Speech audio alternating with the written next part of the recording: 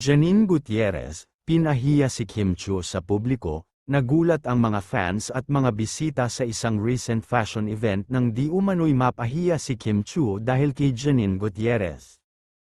Ayon sa mga nakasaksi, tila may tensyon sa pagitan ng dalawa nang mag-cruise ang landas nila sa VIP section.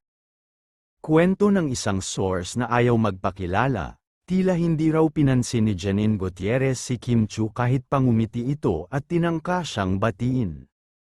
Grabe, parang sinadyang isnabin, ani ng source.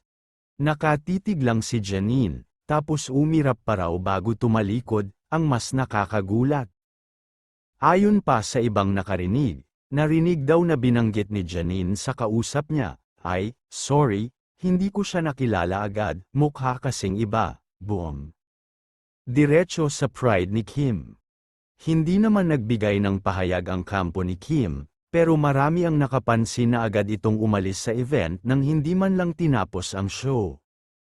May mga nagsasabing halos maiyak raw ito sa sasakyan. Samantala, dedma si Janine Gutierrez sa isyu na nakangiti pa raw ito habang pinupost sa IG ang photos ng event, walang kahit anong reaksyon. Netizens ngayon ay hati, may mga kampi kay Janine at sinasabing baka honest mistake lang. Pero marami rin ang nakikisimpatya kay Kim Chiu at sinabing hindi ito karapat-dapat sa ganong treatment.